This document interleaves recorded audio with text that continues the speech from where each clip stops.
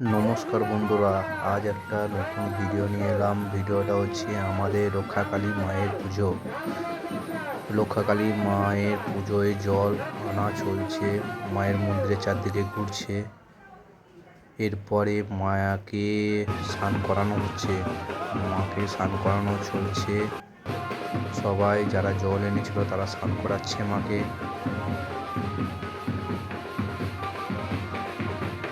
মায়েকে সুন্দরভাবে ফুল দিয়ে সাজানোর প্রোগ্রাম চলছে। মাকে সুন্দরভাবে ফুল দিয়ে সাজাচ্ছে। জয় মা, জয় মা তারা, জয় মা।